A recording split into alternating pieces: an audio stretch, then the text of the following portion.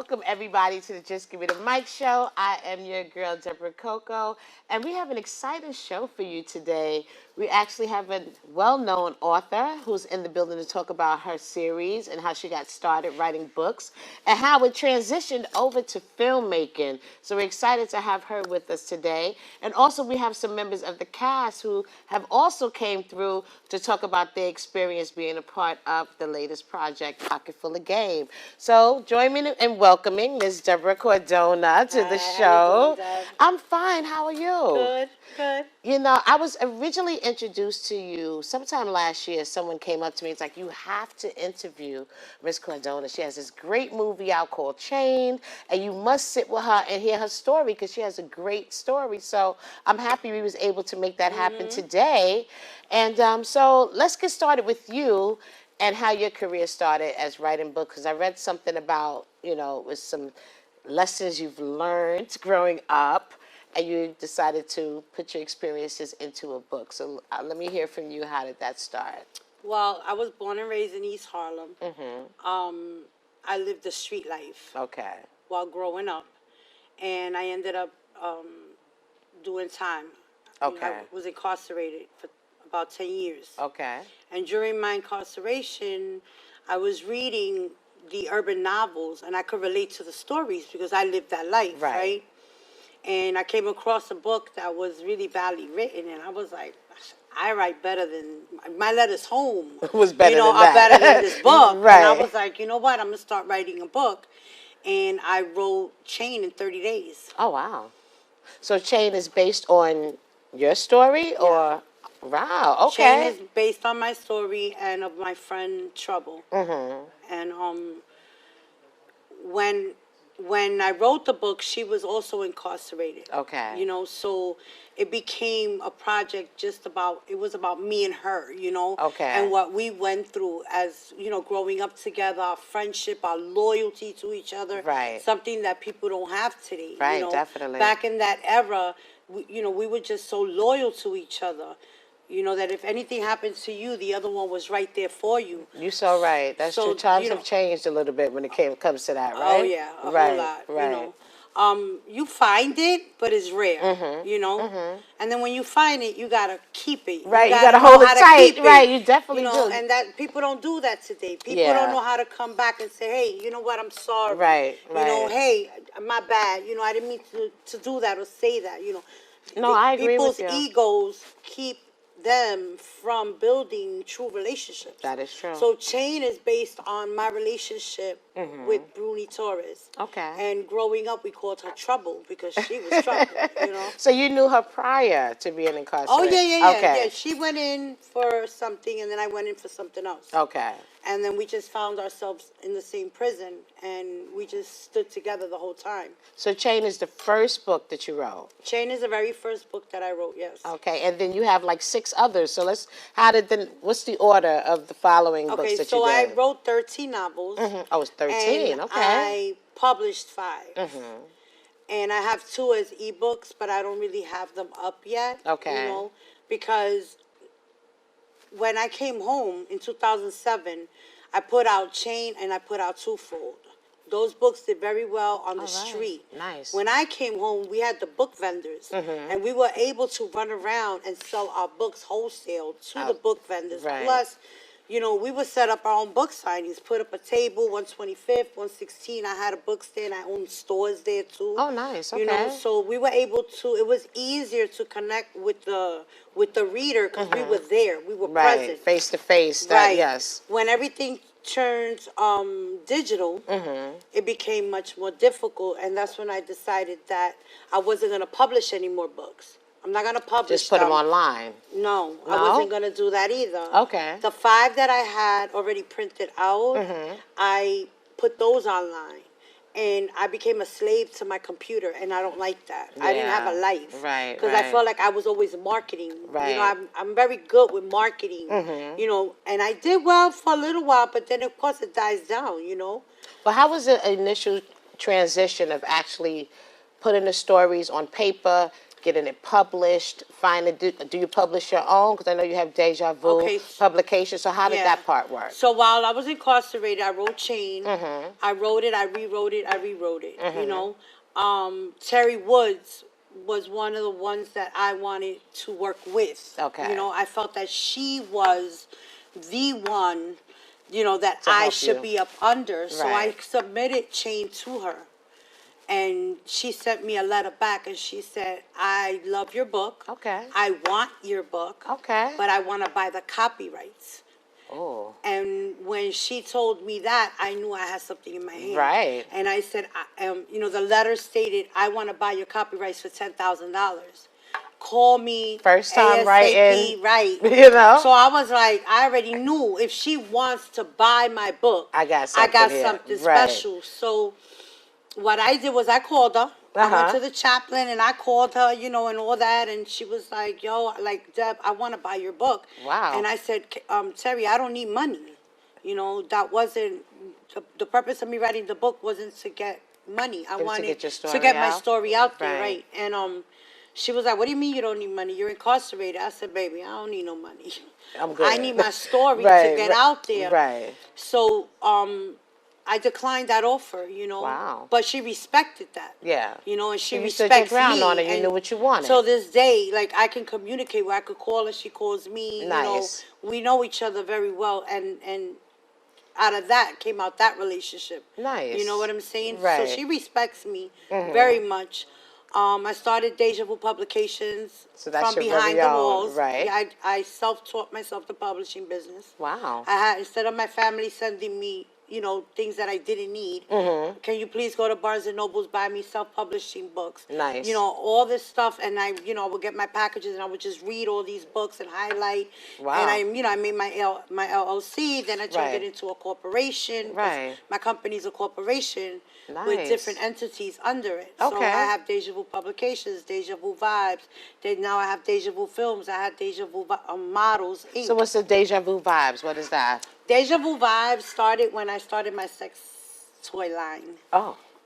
Okay. I don't know why that stood out. I was like, what is that? All right, so I opened up some bookstores in Spanish Harlem. Okay. And when everything turned digital again, you know, when you own a storefront, it's very difficult to get people to come in, you know? Right. So I'm like, what can I put in my store that will attract, you know, the people in my neighborhood? So I started selling sex toys. I got online. I went through the wholesale companies, and then I had a lounge in the back, and that's how I met my producer. My producer now. Oh, okay. Yeah, she had a birthday party there, and but, you know, it's like I said, you know, like you try to reinvent the storefront in order for it to survive, right? Right. Because you got this rent to pay. That's right. And then after a while, I just was like, you know, I'm stuck again. I was stuck in front of the computer trying to sell everything through ebooks. Now I'm stuck in the store 12 hours, 13 hours. Now I'm getting up, opening up at 11. Now I'm renting out the space 11, 12, 1 o'clock in the morning. And I just couldn't do it no more. Okay, so you let that part go. Yeah, because my baby woke up one day and he said, Mommy, you don't spend no time with me. And that was it for me. Right. You know, I went that same day and I'm going out of business. Right. And I was all right with it. Yeah. I was all right with it because, that. You know, sometimes your time is just your time. You know when it feels You know right. when that's what I was getting ready to say. You definitely know when it's time to do something, especially your family. Oh, you know that definitely warrants the break. So how do you feel about that transition again, right, from writing to film? Okay, that's big also, you know? All right, so when I first came home again and I was selling the books, I always wanted to do the film, right? But I didn't know anyone that was doing films at the time. Everybody was just hustling their books. Right? And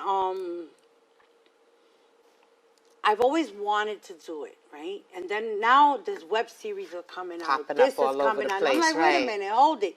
And then one day I was you know, like, I would be on the bus. I would, not really too much on the train, but whenever I would see people were always stuck on their phone. And I'm like, my kids are like this, like stuck. At dinner, everybody's with the phone. Everywhere you go, they got the phone. I will find myself stuck on the phone. And I'm like, wait a minute. everything is visual now. Everything, yeah. You know, so that's, I woke up one day and I called Capri and I said, you know, it's time to film my movie. She was like, okay. But you know, I think that keeping an ear to what's going on, you know, the changes, like Yeah. you change with the times, No, you right? have to, right. when you come from my lifestyle, you gotta be, know how to adapt to your environment and make those right. changes. Not only that, you have to be aware of what's around Exactly. you. So I still have that in me. Right. You know, from like your younger years. right. I'm right? still Keep like, it up. okay, Keep it up with everything. what are they looking at? Right. You know, like what's going on? Right. I still have that in me. That would Right. never go away. Right. So I watch people all the time. You know, and I'm like, look at these. 20 minutes he been on his phone. You go out to dinner, people's not even eating. No. Or they're eating like They're this. eating and they're not the whole talking. family's Right. there and everybody's on their phone. Right. And I was like, nah, it's time to make my film. So why did you choose Chain to be your first one? Is it Because that was of my first very book? first book. Okay. And I'm trying to go in order. Okay. So Chain is my very first book, and then I have the sequel, Twofold. Okay. What I want to do with that project, or what I wanted to do with the project, was to sell the whole project. So let's say someone's interested in Chain, and you know, like a big production company, and they're like, you know what, we can really make something out of this. Now I have Twofold to Right. sell along with it, Right. because it's more to Chain. You see what I'm saying? Exactly. So I'm only giving you the visual part of the story. But here's the rest of the Right. story, and guess what? You can do your full feature film with Michelle Rodriguez, who I want to play Jazz. Like, these are the Nice. visions in my mind. You know Right. what I'm saying, of what I want for this project.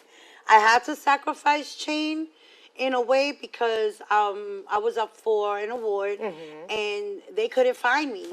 They knew they knew of me. Right. They knew the submission, but they couldn't find it. They were like, where is this girl's stuff or this woman's stuff? Oh yeah, because it was because you had it on Vimeo. I or had it on something. Vimeo, Right, that's right? what it was. And then I was like, but Vimeo's not working. See, I'm learning as I go. I'm catching Because not on everybody's, excuse me, not everybody knows about Vimeo. So you try to find Right. that platform to give you the most exposure, but you probably was introduced to Vimeo first, right? I did some research. I listen, you could be talking Everything's to me research, right now, right? and I'll be like this. What you said? Oh, Right, yeah, word? right. You know him? And I'm researching constantly. Okay. That's what I do. So when I wanted an outlet where I wasn't going to get cheated. Because I know that this business is very dirty. Because, see, I don't know too much about Vimeo, so. Yeah. This business is very dirty. So That you part have I to be know. very careful with your distributor. Whoever your distributor is could be, making millions of dollars on your clicks, and you get a $15 check. So for Vimeo, it's directly to the Right, source. directly to me. Got I it. am self-uploading. Got it. Everything. The way I self-published, Right. that's how I want to do it. Okay, I understand. So it's more controllable in that environment. Yeah, no, I'm going to control my project. No, I understand that. Every day, all day. Because That's right. I have cast members that depend on me. That's right. And I am not going to make myself look like, I'm stealing from my cast members. This way, your data, everything everything supports is there. itself. So Got it. anyone that says, oh, I heard, Deb made money. I got the paperwork. This is what we made. $2.15. It's right You know here. what I mean? It's right here. Right. That's how I like to do things. Good. So let's jump in the pocket full of game. Oh, the girl. latest baby, your latest baby. Okay. That's out right now that you just finished filming. And we have some cast members here today that we're going to talk about this project. Give us some insight on that. Where you at right now with that project? We just finished filming Pocket Full of Game 2 weeks ago. We start edits. We went last week and we took some clippings and we made our trailer. Okay. And now Which we have.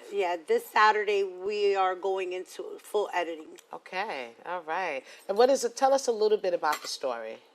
So the story is about 3 men. And they're real life people. I write about real people. So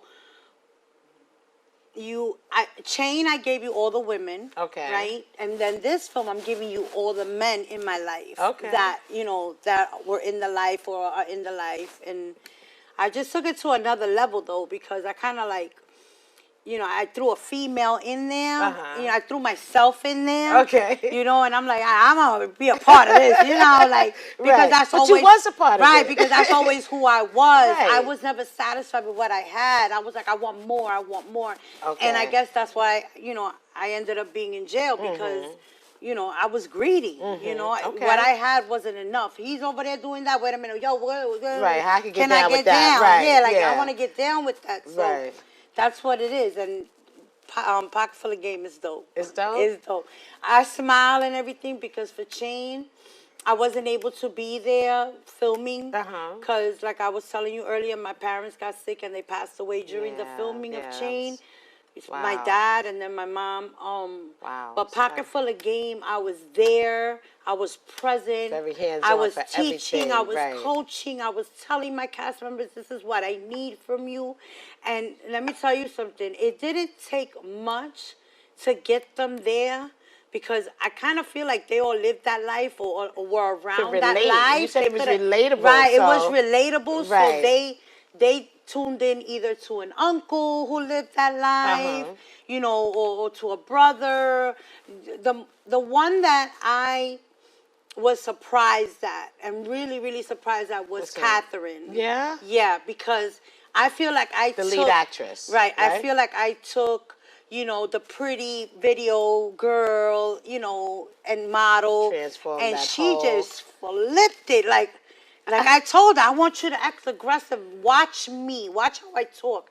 And one day she just came to the rehearsal and she just brought it. She brought it. She brought it. And I was like, wow. Okay, well, we ain't got to teach her no more. Moving on to the next person, you know. That's good. So everybody else, I knew they were going to come full force with it. So when do you expect for the project to be released in theaters? Well, we know that it's going to be 2020. Okay. I'm going to have a big premiere okay. at the National Black Theater. So once we're very, very close to editing, that's when I'll set up the date and everything, send out all the blasts and media, get the tickets sold and all that stuff. Yeah. All right. So if anyone wants to follow you, and they can go online now and get your publications at...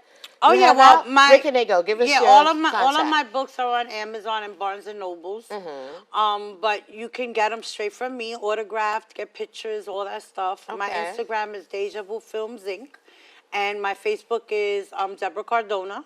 And then you can find me, Chain the Movie. I have like 7 pages on Facebook. Okay. So she is not hard to find. Right, exactly. So I want to thank you for that, sharing your story, and we'll be back with more. We have the cast coming up, so don't go nowhere. We'll be right back.